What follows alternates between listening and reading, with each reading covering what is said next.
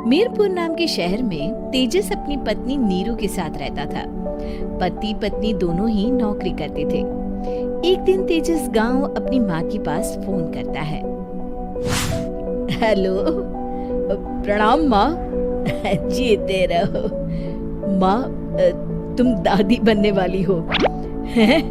अरे वाह, ठीक है बेटा, मैं कल ही आती हूँ। जब माँ जी शहर पहुंची तो बेटे बहू ने बहुत अच्छे से स्वागत किया। लीजिए माँ जी चाय। अरे गर्मा गर्म पकोड़े ले आओ माँ के लिए। नीरू रसोई में गई और 2 मिनट में ही पकोड़े ले आई। जी ये लीजिए। बहू जादू से बनाए हैं क्या? अभी तो रसोई में गई थी। यम्मी। माँ जी, शीला रसोई में पकोड़े तल रही है, मैं बस लेकर आई। हे भगवान, मेरा धर्म भ्रष्ट कर दिया तूने। अब तो गंगा जल से शुद्धिकरण करना होगा।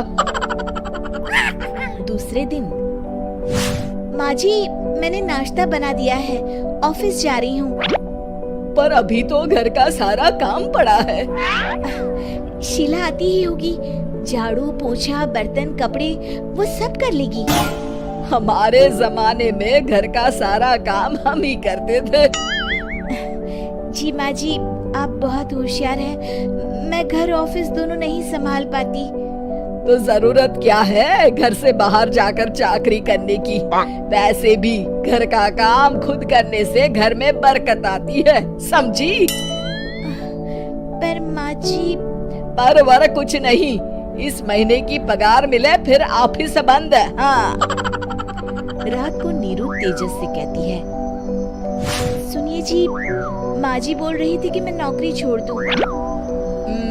वैसे ठीक ही तो है, अभी तुम्हें आराम की जरूरत है। फिर भी आराम कहाँ, शीला को छुड़ाने के लिए बोल रही थी। तो अब 24 घंटे में इतना काम तो कर ही सकती हो। पर जॉब पसंद है मुझे, घर पर मन नहीं लगेगा। अगले दिन जब दोनों ऑफिस के लिए निकल रहे थे, मेरी तो कोई कीमत ही नहीं है इस घर में। माँ जी, आजकल महंगाई बहुत है, रहन सहन भी बदल गया है। दोनों नौकरी करते हैं तभी ठीक रहता है। अच्छा, तू कहना क्या चाहती है? मेरा बेटा तुझे बिठा के खिला नहीं सकता? तू ही इस घर का खर्च चला रही है, हैं? नहीं माँ जी, मेरा वो मतलब नहीं था। मतलब खूब समझती हूँ, ये बाल धूप में सफेद नहीं किए मैंने। हाँ। अब तो ये रोज का काम हो गया था। तेजस भी रोज की झिकझिक से परेशान हो गया था।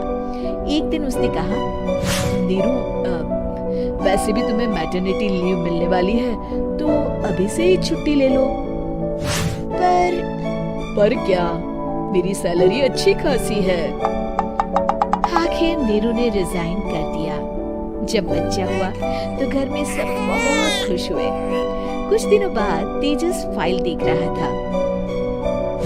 क्या हुआ तेजस, कुछ परेशान लग रहे हो? अब हाँ, वो हमारी जितनी सेविंग्स थी वो तो हॉस्पिटल में और छठी के फंक्शन में खत्म हो गई है नीरू।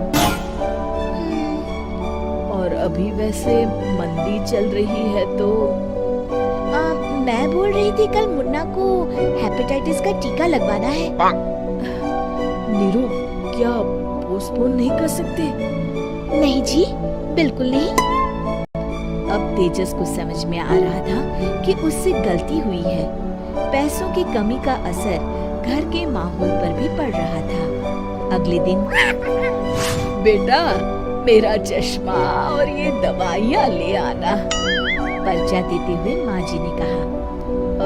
जी। तेजस, मुन्ना के लिए दूध का डिब्बा और डायपर भी ले आना, और ये किराने के सामान की लिस्ट है, इसे भी लाना है।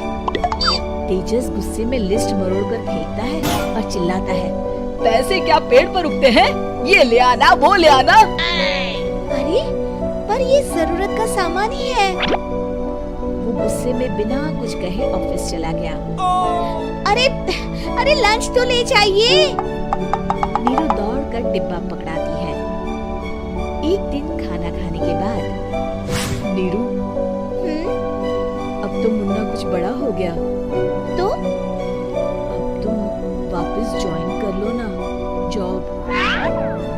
पर इस रिसेशन में जॉब मिलना बहुत मुश्किल है। ट्राई तो करो।